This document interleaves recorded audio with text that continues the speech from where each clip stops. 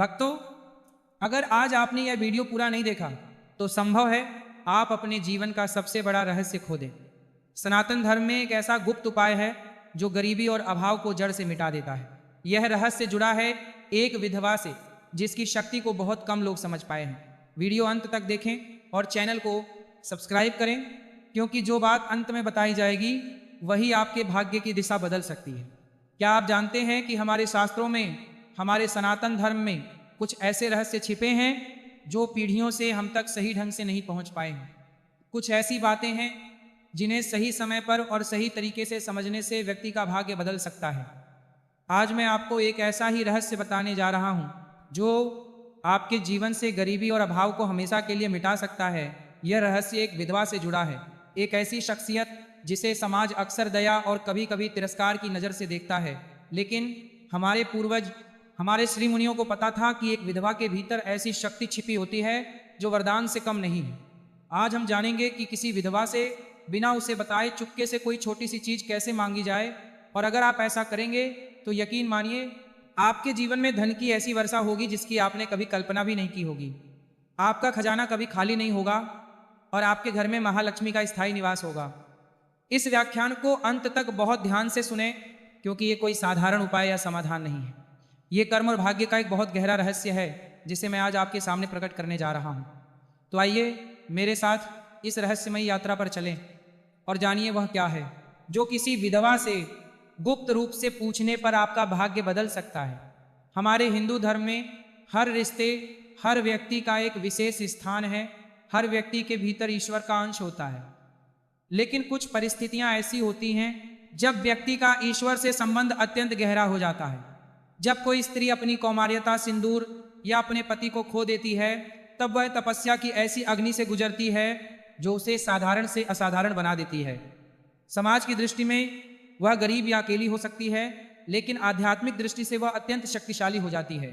उसकी तपस्या, उसका त्याग, उसका मौन, उसकी प्रत्येक सांस में ऐसी ऊर्जा समाहित है जो किसी योगी या तपस्वी से कम नहीं है।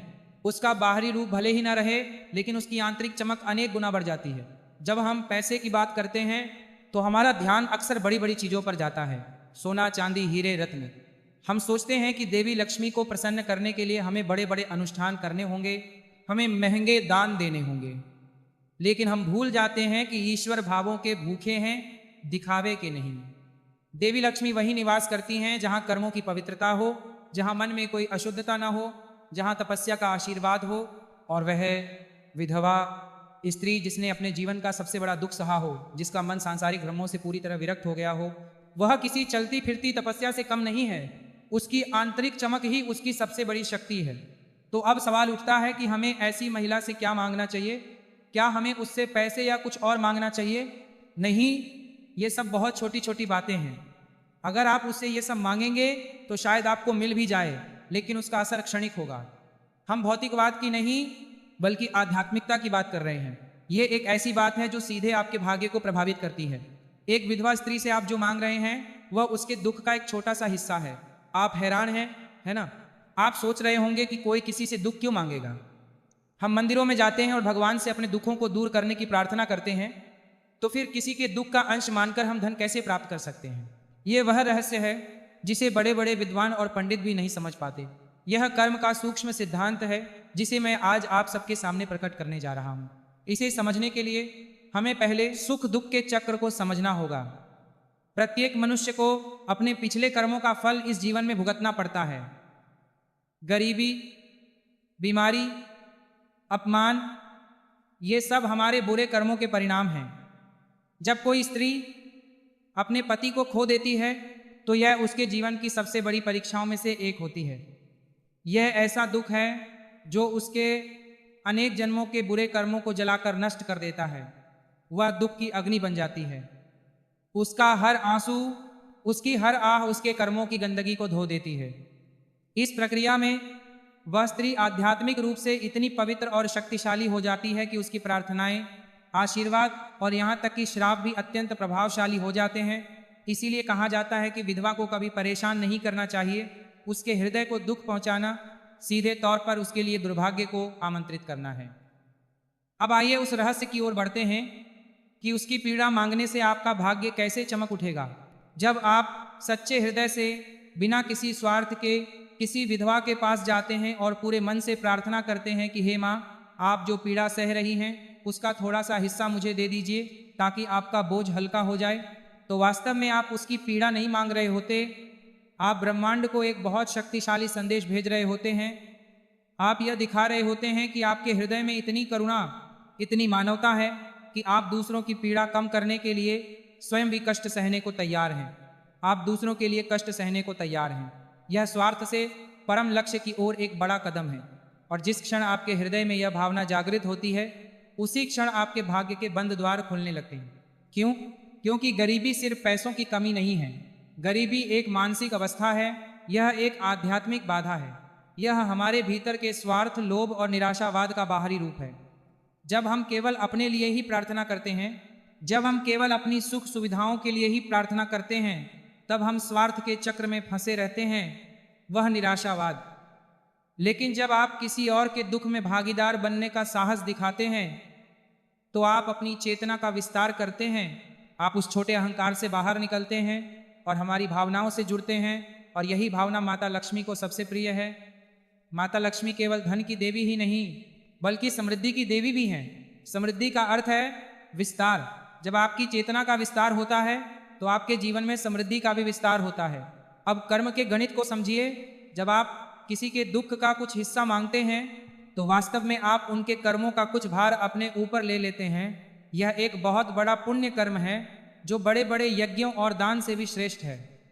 क्योंकि यज्ञ और दान में कहीं ना कहीं यश और यश की इच्छा छिपी रह सकती है, लेकिन किसी के कष्ट को गुप्त रूप से मांगने में कोई दिखावा नहीं होता, इसमें स्वार्थ नहीं होता। यही आत्मा का ईश्वर के साथ सीधा संबंध है। जब आप ऐसा करते हैं, तो आप उस स्त्री के कर्मों का एक अंश ग्रहण कर लेते हैं, जो दुख के रूप में आपसे अलग हो रहा था। ब्रह्मांड का नियम है कि ऊर्जा कभी नष्ट नहीं होती, वह केवल अपना रूप बदलती है। जब आप उस कर्मिक ऊर्जा को अपने ऊपर ग्रहण कर लेते हैं, तो वह आपके लिए दुख का कारण नहीं बनती। क्यों?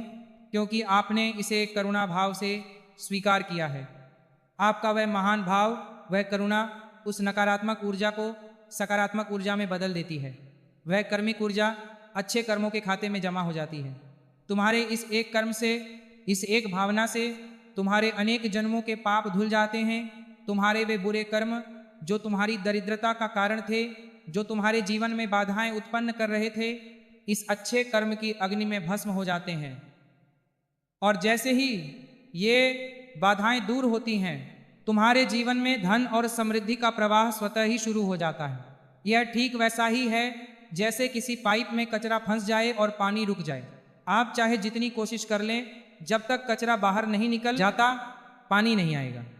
आपके बुरे कर्म ही वह कचरा हैं, और यह निस्वार्थ भाव ही वह शक्ति है जो उस कचरे को साफ करती है। अब सवाल उठता है कि यह कैसे किया जाए। क्या हमें किसी विधवा के पास जाकर सीधे यह बात कहनी होगी?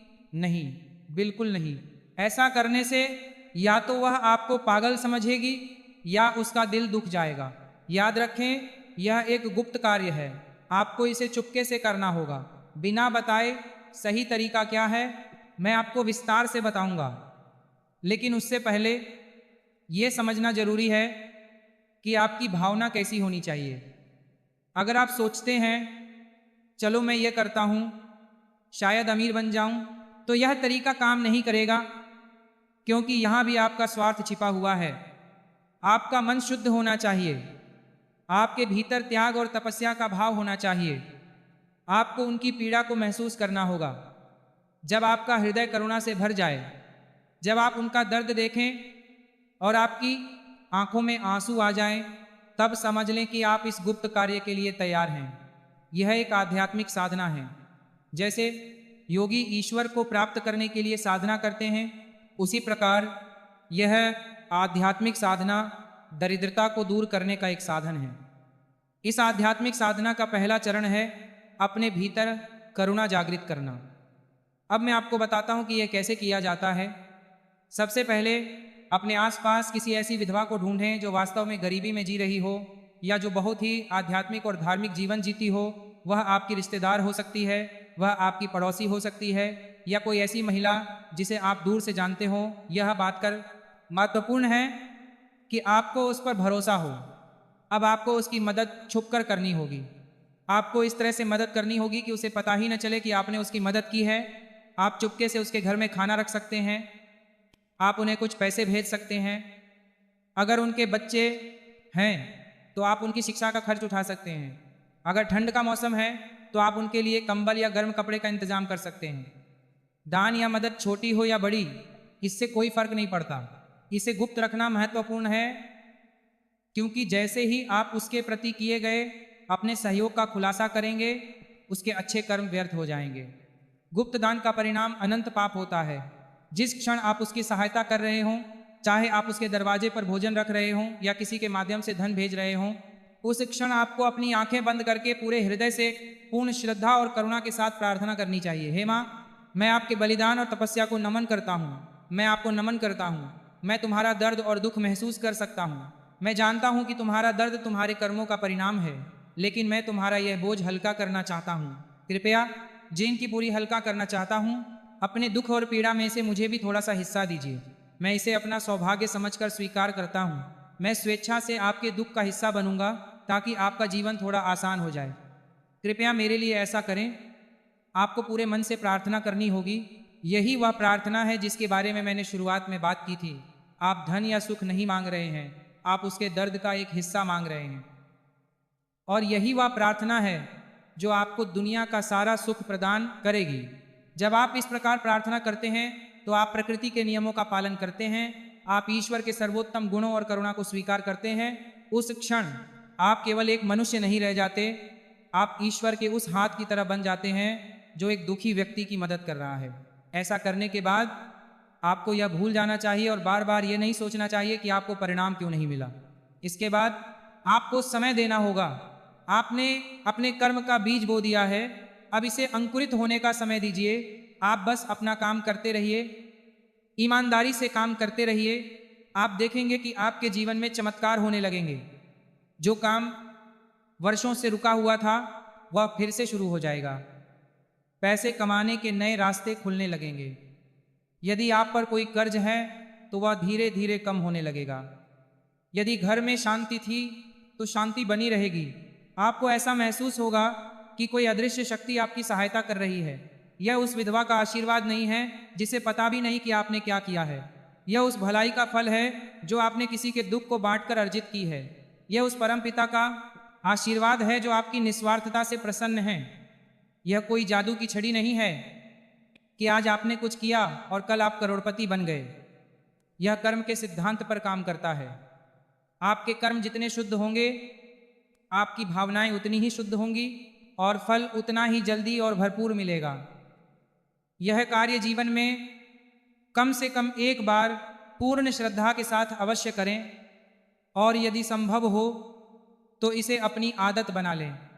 जब भी मौका मिले किसी जरूरतमंद विधवा की गुप्त रूप से सहायता करें और इस प्रार्थना को दोहराएं। आप जितना दूसरों का बोझ हल्का करने का प्रयास करेंगे, आपका जीवन उतना ही सुख और समृद्धि से भर जाएगा। यही सनातन धर्म का गहरा और महत्वपूर्ण ज्ञान है। हमारे श्री मुनियों ने हमें दान के महत्व के बारे में समझाया, लेकिन उन्होंने हमें यह भी बताया कि सबसे बड़ा दान वह है जो गुप्त रूप से बिना किसी अपेक्षा के किसी दुखी व्यक्ति के दुहक को कम करने के इरादे से किया जाता है। जब आप किसी विधवा से उसके दुहक का एक हिस्सा मांगते हैं तो आप उसे यह एहसास दिलाते हैं कि वह अकेली नहीं है। आपकी मौन प्रार्थना और गुप्त सहायता एक सकारात्मक ऊर्जा बनकर उस तक पहुंचती है।